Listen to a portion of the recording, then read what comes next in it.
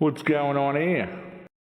What's going on, guys? This is Aussie Van Man here for another adventure. What do we got going on today? Well, as you can see, my van currently looks like a bomb hit it. There's good reason for that. We got stuff out everywhere. The back's looking just about as messy as well.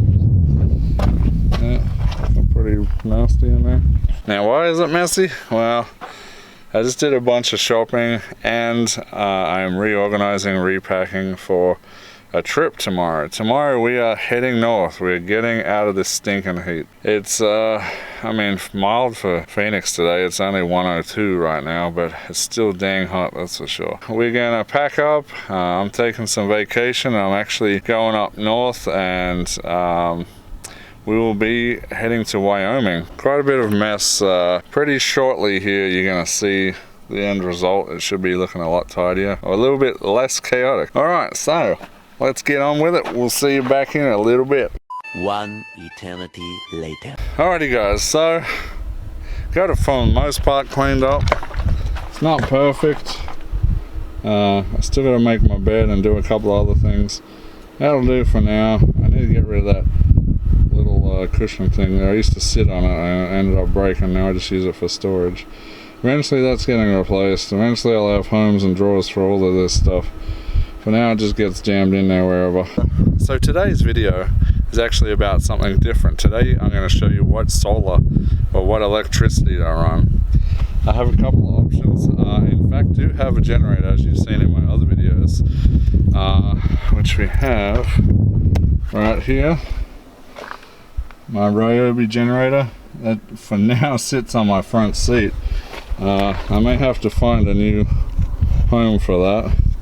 In the front, I have my washing bag here, but I got my, I have an alarm siren there, my CB radio, and I've installed this power bank here.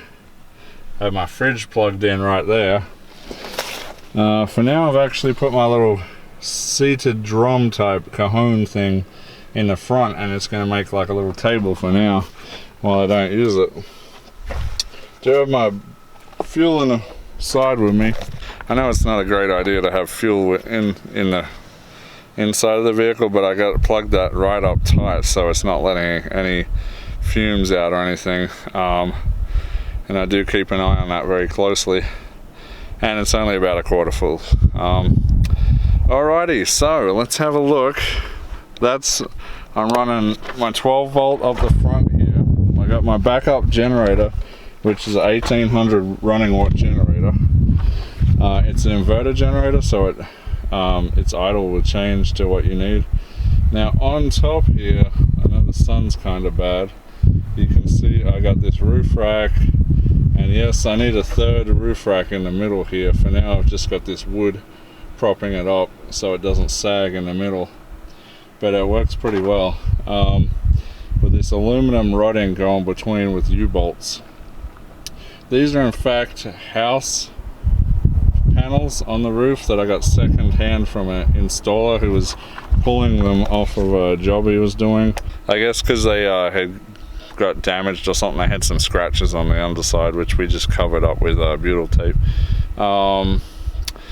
Yeah, so that's the panels. Each one is a 355 watt house solar panel, so that's a total of 710 watts. Of course, at peak, it runs at that. Now, currently, I do have my fan on the roof here, my maxi fan. It's running right now, trying to push some of the hot air out because the sun's been blaring on the windows all day, turning my van into an oven. Now, never mind the messy bed. I still got to make my bed at the moment. I've been washing everything and putting it all back in. Okay, so we go under here. Now, hopefully you can see that. We have a Jita 12.8 volt, 300 amp hour battery. It's a behemoth of a thing. It's a little bit dusty on top too. But that battery right there cost me $1,200. It's an expensive battery. It's the most expensive part of my build. As you can see up the end there is in fact a 2000 watt inverter. Now that inverter is just a cheap Harbor Freight inverter, so but it's done totally fine for what I need it for. It runs my PlayStation, it runs my TV, it runs AC, it runs my cooker, microwave, I don't know if I said that already, another fan, anything I need it to run that. Now right here in the middle, right there in the middle, you can see my 12 volt fuse box. So I have that rigged all the way up to the front where you're seeing that power bank up the front. That is running that, and it's also hooked up to my inside LED lights, and it's also running my Maxi air fan, which is up on the roof. Now to the left here, that is my solar charger. It is 100 volt, 100 amp, off Amazon, some Chinese one, but it does the job exactly what I need it for. I haven't had a single problem with it at all. It doesn't say the correct percentage on the battery. My battery will be 100%. It'll say like it's 77 or 79%. I don't know why that is exactly, but between every item and the battery, we have a 50 amp.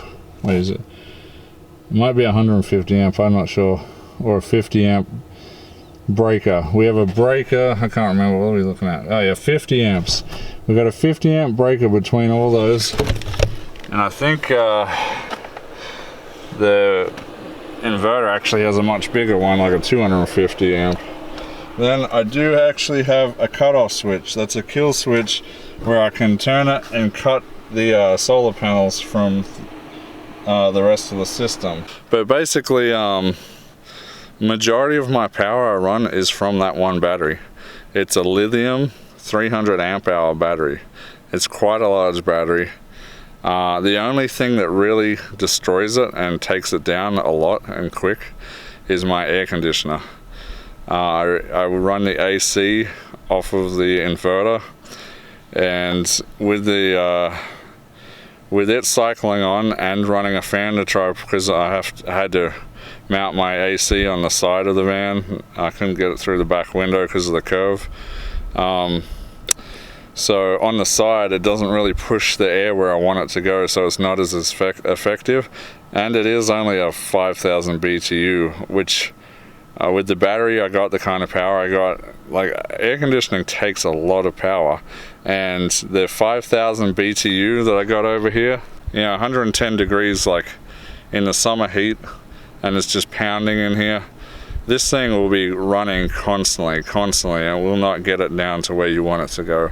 It'll only really change it, get it down maybe 10 degrees or so. Depending on whatever the temperature is outside, you might get the interior of this after an hour or two 10 degrees less than it is outside.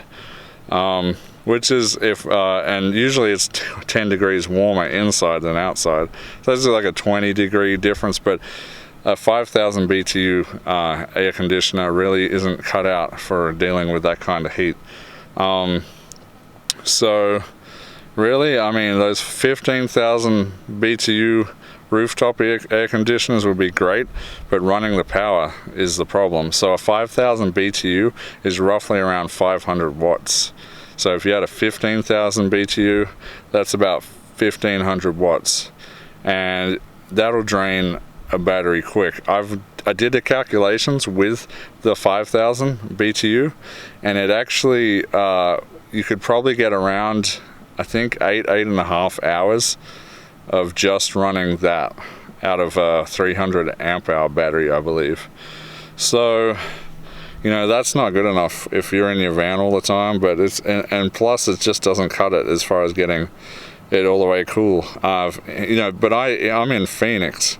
It's absolute desert out here. It's absolute oven in here. It turns your van into a death machine. So cooler places, that air conditioner would do great. I know before it got crazy hot, that AC would be so nice and cold in there. It was crisp, and I would be super comfortable in there, but it just cannot deal with this Phoenix heat. So yeah, still have to, you know, I got this foam board around it right now. I haven't actually finished installing it. There's gaps, there's plenty of air gaps and stuff like that. Actually, because I'm going up to Wyoming, I actually got this netting that I'm going to be covering the vents with, because I found that even here, if the bugs see the light coming from inside, the bugs want to go in, and they'll go in through the vent and find ways into my van. So we're going to be gluing some mesh over the vents so that the bugs do not come and visit me at night. I also ordered a fly screen door cover for here. I should be going to pick that up probably tomorrow, and maybe on the journey up I'll try put it on if I have time. Alrighty guys, and oh, we got one more thing. Stay right there. Alright guys, so one more thing. As you guys know, I've been doing search and rescue out in the Superstition Mountains for quite a while now.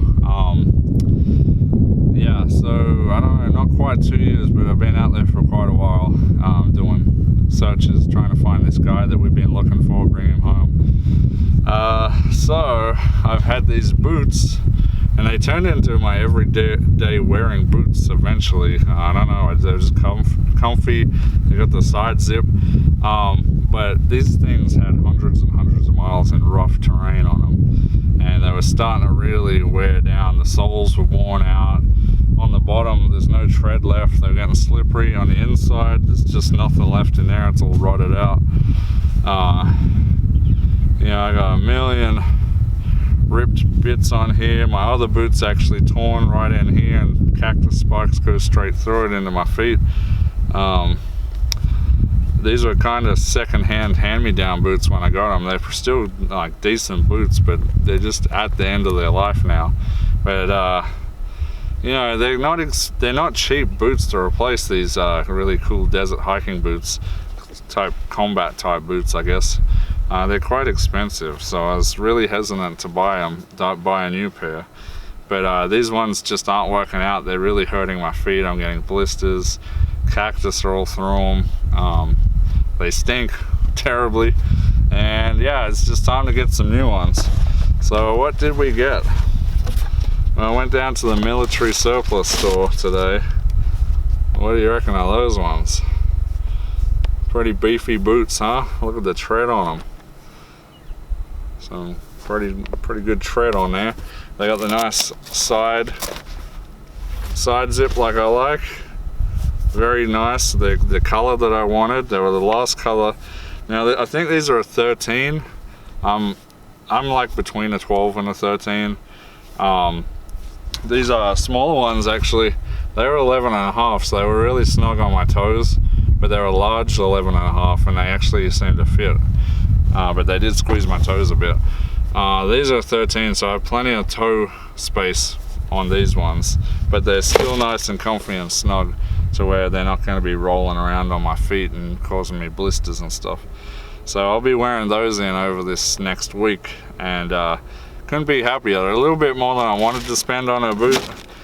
I'm a little bit of a cheapskate when it comes to clothing, so you know, really most people probably spend that on sneakers, you know. So I guess, you know, with the amount of use that I get out of these types of boots, it's really worth having out there, because you know, you don't want to break your ankle. You know, these things could save your life out there. It's literally life and death. You don't want to be slacking off on that sort of material. So yeah, I plan on getting a lot of hiking done in this next year. So alrighty guys, so that's my solar, and I ended up showing you my AC. It's not installed yet, but I know a lot of you guys want to know about the air conditioning and what to do.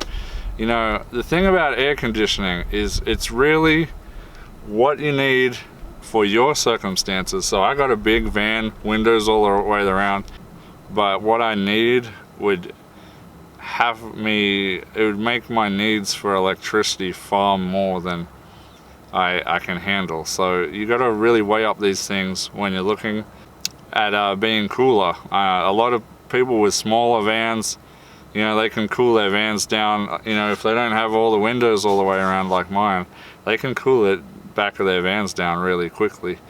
You know, there's always options of ways to keep out of the heat, you know. But it'll be interesting if I can survive this whole summer doing a van life, because it's definitely been a test already. We're not even a third of the way through, so it's gonna be a long summer for us here. Alright guys, until next time, this is Aussie Van Man. We'll see you later. What's going on here?